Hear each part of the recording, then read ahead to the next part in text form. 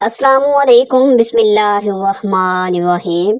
हज़रत अब्दुल्ला बिन अब्बास रज़ी अल्लाह तआला अन्हु फरमाते हैं, मैं हमेशा उस बात का आरज़ूमंद रहता था कि उमर रज़ी अल्लाह तआला अन्हु से नबी करीम सल्लल्लाहु अलैहि वसल्लम की उन दो बीवियों के नाम पूछूं जिनके बारे में अल्लाह ताला ने सूरत अल-तहरीम में फरमाया है, अगर तुम दोनों अल्लाह के सामने तौबा करो तो बेहतर है कि तुम्हारे दिल बिगड़ गए हैं।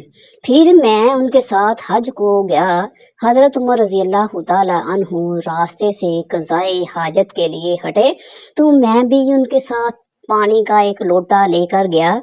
फिर वो कज़ाए हाजत के लिए चले गए और जब वापस आए तो मैंने उनके दोनों हाथों पर लोटे से पानी डाला और उन्होंने वज़ू किया। फिर मैंने पूछा, अमीरुल मोमिनीन नबी करीम सल्लल्लाहु अलैहि वसल्लम की बीवियों में वो दो ख़वातीन कौन सी हैं जिनके मुतल्लक़ अल्लाह ताला ने ये फरमाया, तुम दोनों अल्लाह के सामने तौबा करो।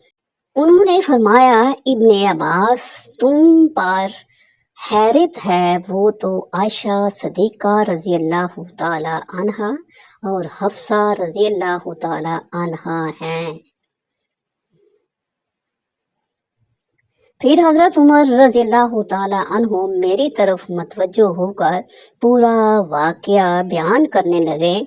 आप रज़ी अल्लाह ताला अन्हु ने बतलाया कि बनु उमैया बिन जैद के कबीले में जो मदीने से मिला हुआ था, मैं अपने एक अंसारी पड़ोसी के साथ रहता था। हम दोनों ने नबी करीम सल्लल्लाहु अलैहि वसल्लम की खिदमत में हाज़री की बारी मुकर्रर कर रखी थी।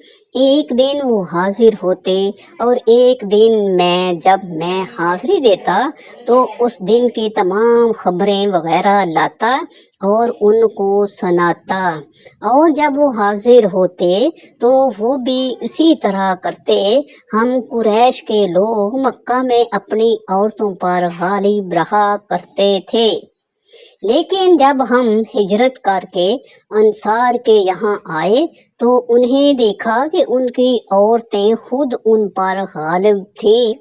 हमारी औरतों ने भी उनका तरीका इख्तियार करना शुरू कर दिया। मैंने एक दिन अपने बीवी को डांटा तो उन्होंने भी उसका जवाब दिया। उनका ये जवाब मुझे नागवार मालूम हुआ, लेकिन उन्होंने कहा कि मैं अगर जवाब देती हूँ तो तुम्हें नागवारी क्यों होती है? कसम अल्लाह की, नबी करीम सल्लल्लाहु अलैहि वसल्लम की अज़वाज तक आपको जवाब दे देती हैं, और बाज़ बीवियाँ तो आपसे पूरे दिन और पूरी रात खफा रहती हैं।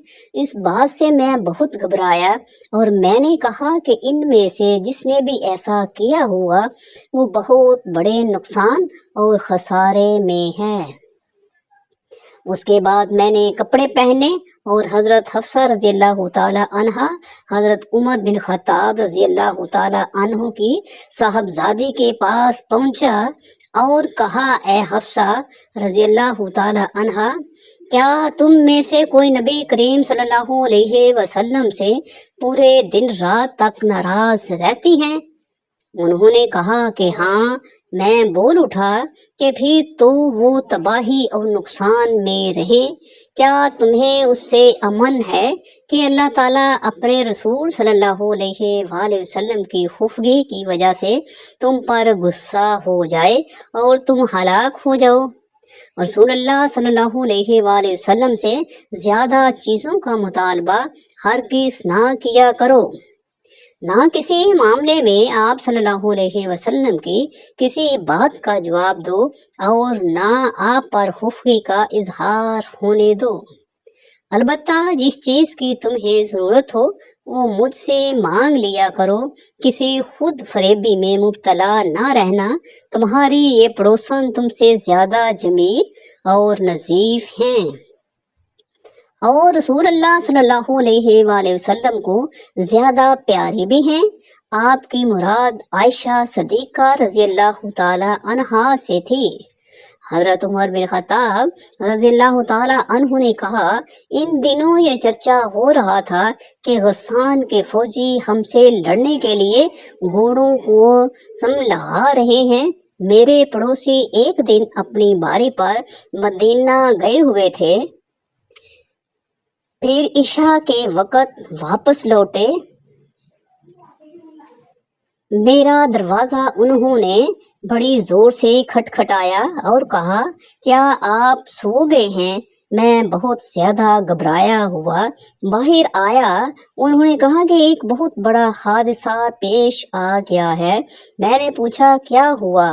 کیا غسان کا لشکر آ گیا ہے؟ انہوں نے کہا، بلکہ اس سے بھی بڑا اور سنگین حادثہ وہ یہ کہ رسول اللہ صلی اللہ علیہ وسلم نے اپنی بیویوں کو طلاق دے دی۔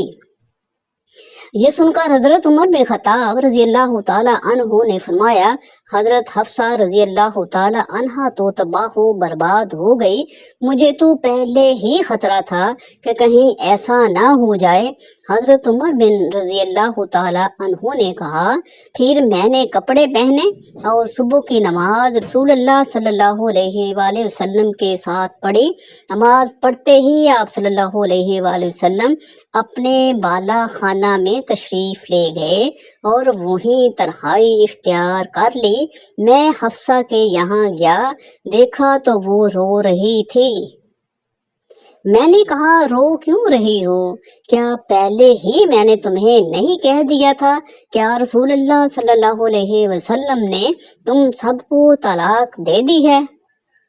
انہوں نے کہا کہ مجھے کچھ معلوم نہیں، آپ صلی اللہ علیہ وسلم بالا خانہ میں تشریف رکھتے ہیں۔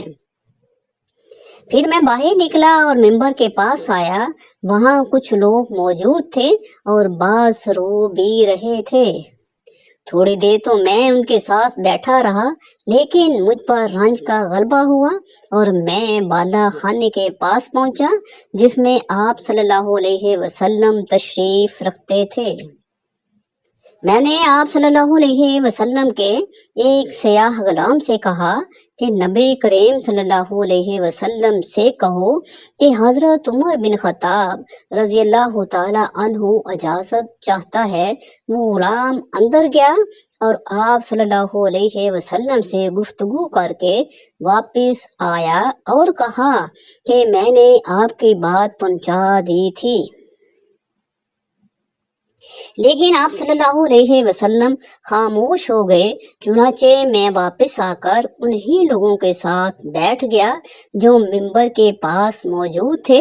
پھر مجھ پر رنج غالب آیا اور میں دوبارہ آیا، لیکن اس دفعہ بھی وہی ہوا۔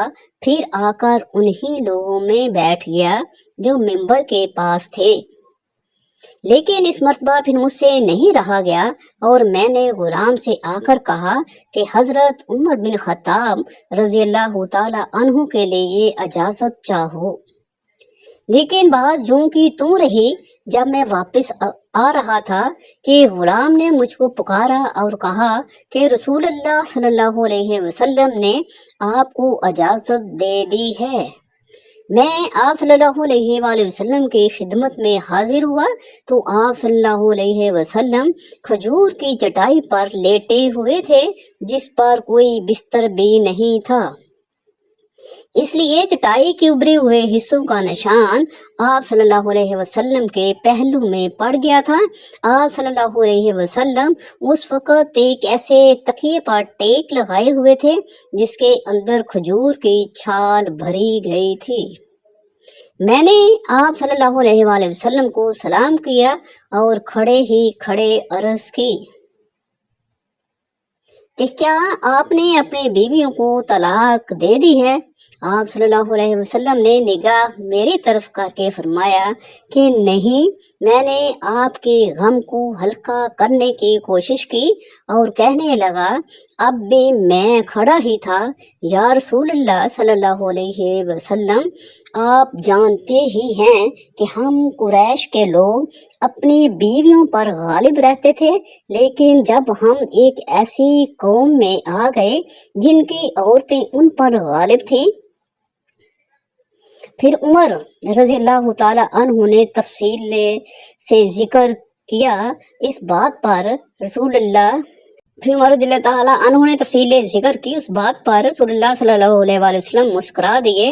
پھر میں نے کہا میں حفصہ رضی اللہ تعالیٰ عنہا کے یہاں بھی گیا تھا اور اسے کہہ آیا تھا کہ کہیں کسی خود فریبی میں نہ مبتلا رہنا، یہ تمہاری پڑوسن تم سے زیادہ خوبصورت اور پاک ہیں اور رسول اللہ صلی اللہ علیہ وسلم کو زیادہ محبوب بھی ہیں۔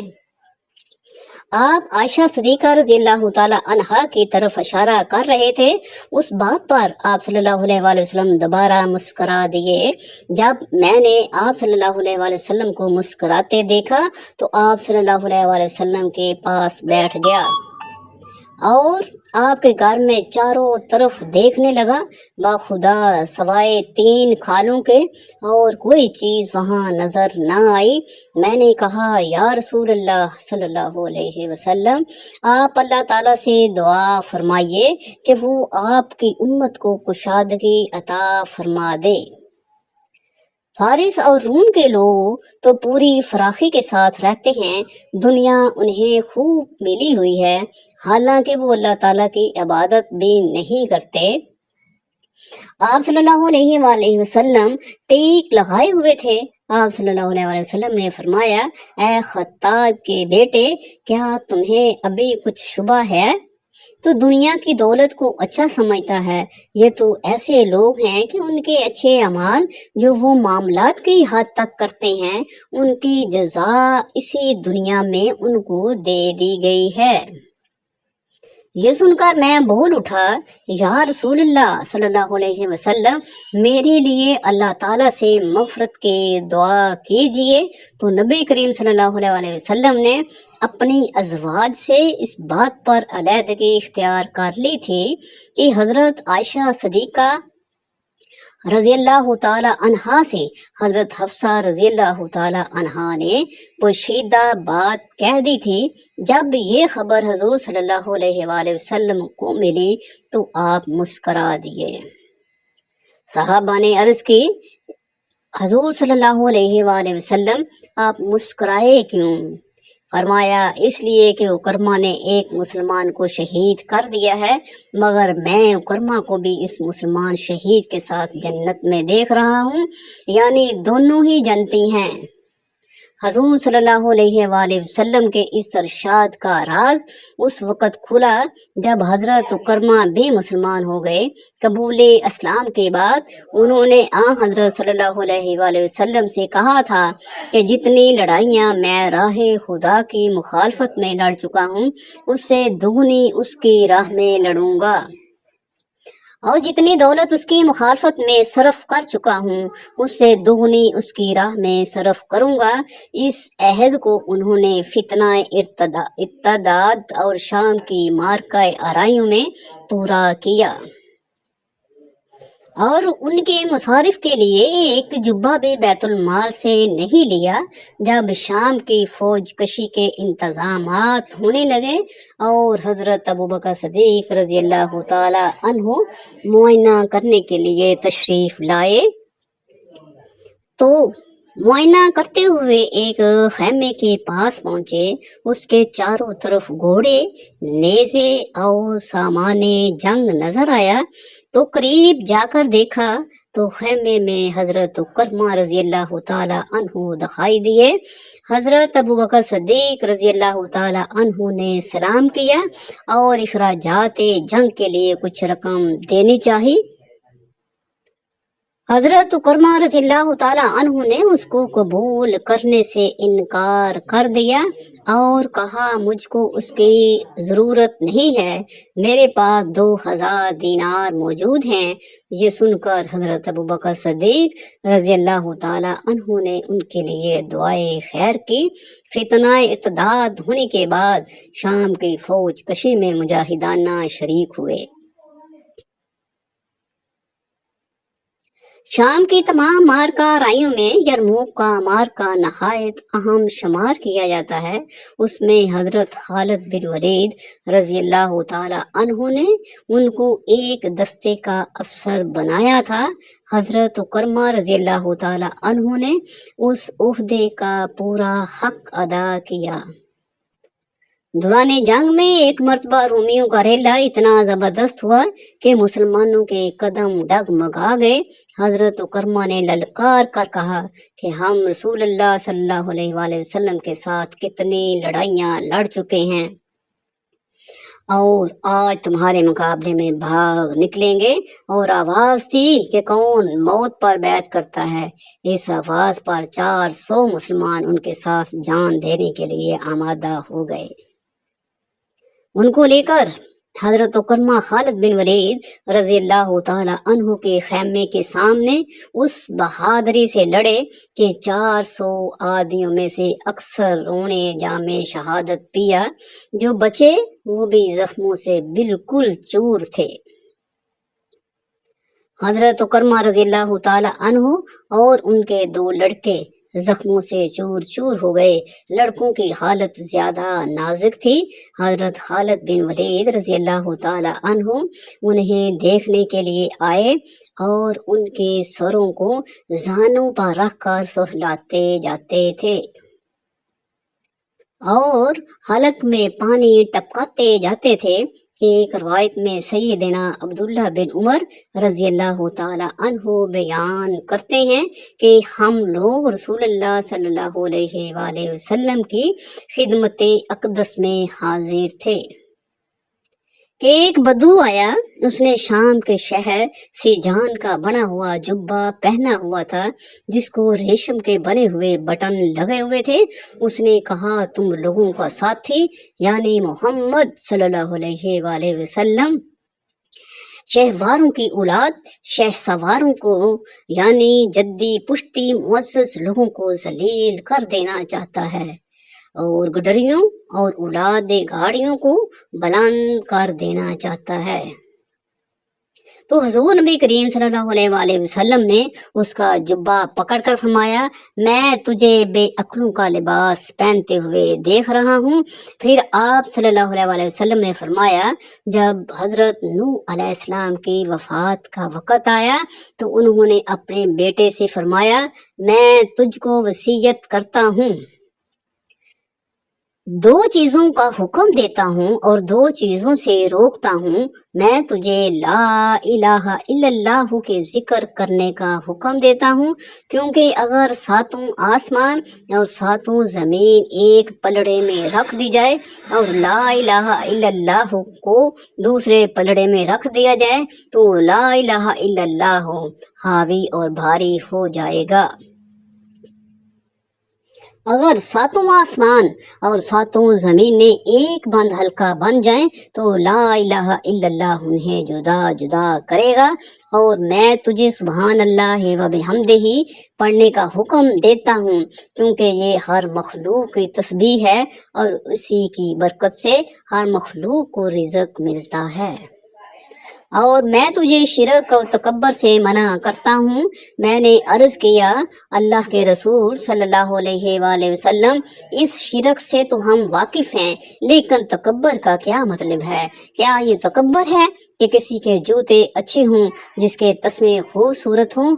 آپ صلی اللہ علیہ وآلہ وسلم نے فرمایا، نہیں۔ میں نے کہا، کیا یہ تکبر ہے کہ کسی کے پاس ہلا یعنی چادروں کا جوڑا ہو اور وہ اسے پہن لے؟ آپ صلی اللہ علیہ وآلہ وسلم نے فرمایا، نہیں۔